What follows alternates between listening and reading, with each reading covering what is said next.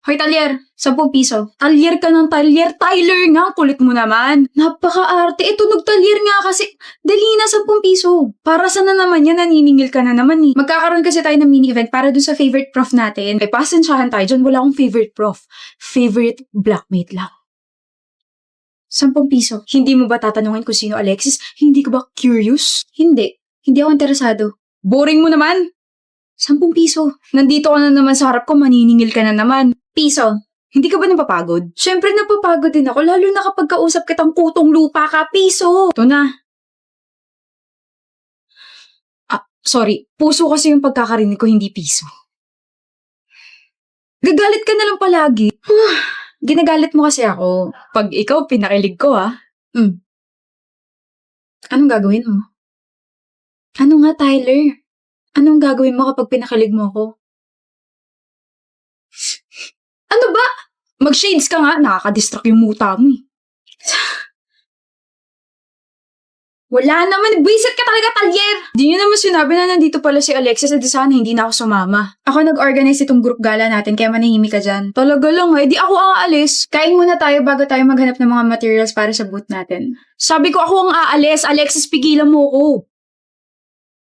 Yes, ma'am. Nanahimik na po. Saan niyo gusto kumain? Gusto ko kumain ng seafood. Seafood? May allergy si Alexis sa seafood. May gamot naman ako rito pero mas okay if sa iba na lang tayo kakain. Alexis, ano gusto mo? Bakit kayo nakatingin? Hinulaan ko lang. Ano ba kayo? Diba, tama naman ako. May allergy ka ron? Oo. See? Kasi ako ng tatay ko na mahilig manghula ng test paper na nasa high school siya kaya magaling ako. Tara, mag-solo meals na tayo sa fast food. Agahan niyo bukas ha. Sige. Bye! Ingat kayo. Naulan pala. Ano yan? Hoy, talyer! Ano kinukuha mo dyan sa bag ko? Mangungopya ka ng assignment, no? May assignment ba? Payong? Bakit may payong dito sa bag ko? Wala naman akong nilagay. Sa'yo ito galing? Baka magkasakit ka, bukas pa naman yung first day ng fair sa'yo ko may umaasa, di ba? Pag umabsent ka, paano na lang kami? Paano ka? May extra ka ba? Wala, pero okay lang, ano ka ba? Hindi ka pwede maulanan kasi sakitin ka, di ba? Maambunan ka nga lang, sinisinat tsaka sinisipon ka ni. Alexis, hindi pwede mangyari yun. Tsaka, props lang naman ako bukas, hindi naman ako importante. Same subdivision lang naman tayo, di ba? Sabay na tayo umuwi. Ha?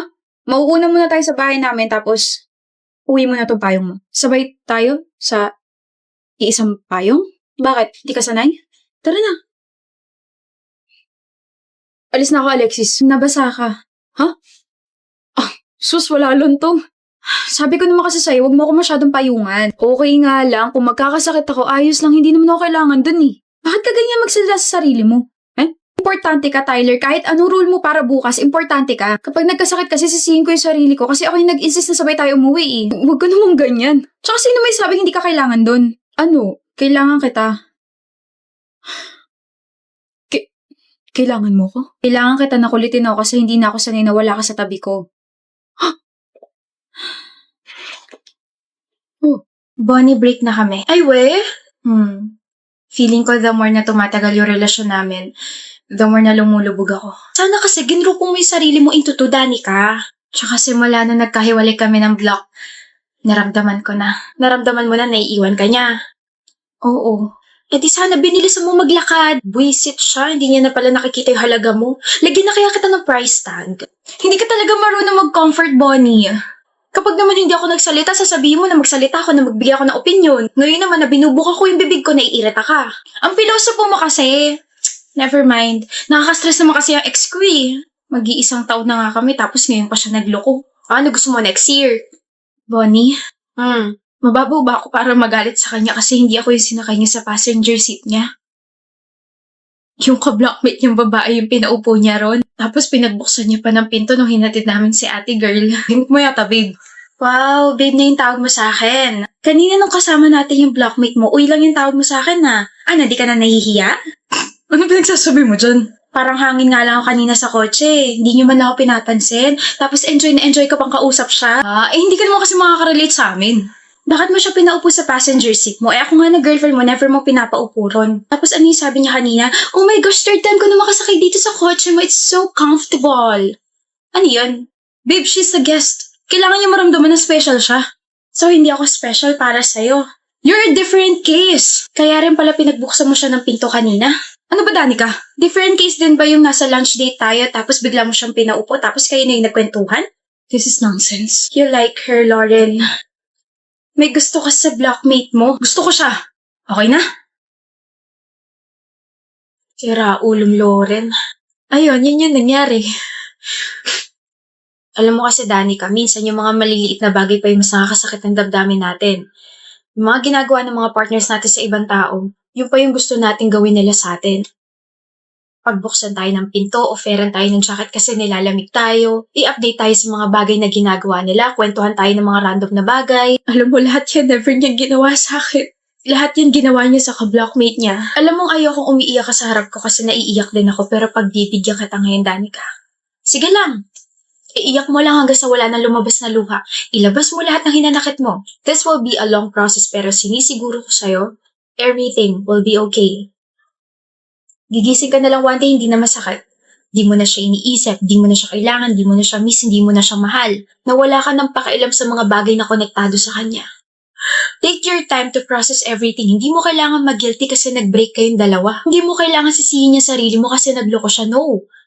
Wala kang kasalanan, Danica, okay? Wala kang kasalanan.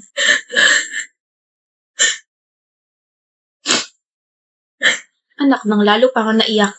Alam mo, Bonnie, ang pangit mo magseryoso. No? Lalo ko naiiyak. Just my 2 cents. Pero sa sobrang dami ko sinabi, parang deserve ko ng 500. Wait lang. Joke lang, huy. Niloko ka na nga, papaloko ka pa sa akin. Ito na lang tandaan mo. Bestie, kapag kaya mo ng sumugal, tawagan mo ako, okay? Bakit? Para makapaglaro tayo ng pusoy. Bonnie! Oh, joke lang, joke lang. Unggoy-ungguyan na lang. Hi. Why are you sad? Why are you crying again, Carlota? Kasi ganyan mo binabanggit yung pangalan ko. Carlota nga sabi, hindi Carlota. It's cute kaya. Just like you. Pablo. Cute naman ako, di ba? Yes, and you're pretty too. You should know that. It's you kaya. What's the problem ba? Si Vicente ba? Paano mo nalaman? Siya lang kaya nakikita mo every single day. You always talk about him like blah, blah, blah. Hindi na pwede. Why? May girlfriend siya. I mean, may girlfriend pala siya. Tanga, di ba? Hindi na ako pwede masaktan kasi wala namang kami. Pwede ka naman masaktan eh. You're a human and you have feelings too. Allow yourself to be in pain and then move on. Ang soft-spoken mo, no? Eh? Really? Sarap pakinggan ng boses mo tapos soft-hearted mo pa. Don't, Carlota. Huh? Don't compliment me. Don't say things like that. Just don't. Bakit? Totoo naman eh. Kasi you're giving me hope that you can like me, so don't. Okay? Please excuse me.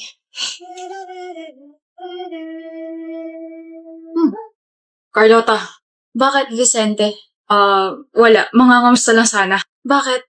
Bakit? Bakit ka nangangamusta? Bawal kamustahin yung dating nagkakagusto sa'yo. Focus ka lang sa girlfriend mo. Dating nagkakagusto sa akin? Bakit di mo na ako gusto? Hindi na. Masama yun. Aware na ako may girlfriend ka. Nakausap ko pa nga siya sa harap mo, diba? Kaya ayun, na-hurt ako. Pero okay na. Naka-move on na ako. Hindi na kita gusto. May bago na? Carlota! It's already lunchtime. We have to eat na. I heard mahaba pila sa candle. Canteen kasi, Pablo. We're already in college. Adults na tayo, so it's candle, not canteen. Oh, yo, Vicente Mus. Vicente, hindi Vincente Mus. Halika na nga, ang kulit mo kung ano-ano na naman tinatawag mo sa ibang tao. Sorry, Vicente. Feeling niya kasi funny siya. Ibang tao na ako? Let's go, Carhaita! Oo na! Alam mo, sometimes I can't believe na we're power friends, Carlota. Bakit? We're different kaya. You're loud. Tapos ikaw ang tahimik mo. You're makulit. Pero ikaw ang behave mo masyado. You like spicy noodles. Samantalang ikaw nasusuka ka sa mga maaanghang. You hate mornings tapos gising ka lagi sa gabi. Pero kabaliktaran naman kita. I love that. Huh? I believe opposites attract. Sinasabi mo bang na-attract ka sa akin? Huh? Attractive ka naman talaga. Ang honest mo naman. You've been hanging out with me for months na. I mean, you're masayang kasama naman kasi tapos I get to observe you pa since last year. Last year? Ino-observahan mo na ako last year. Sa totoo lang, since last year. Carlota. Vicente? Hindi ko talaga girlfriend si Micah. Huh? Tapos na tayo sa one more chance. Sa second chance naman tayo. Huh? Nasaan na yun? Hindi ko talaga siya girlfriend. Si Micah, never ko siya naging girlfriend. Sinabi ko lang yun kasi hindi pa ako sure sa feelings ko para sa'yo pero ngayon, gusto na kita at nagsiselos ako kapag kasama mo lagi ito si Pablo.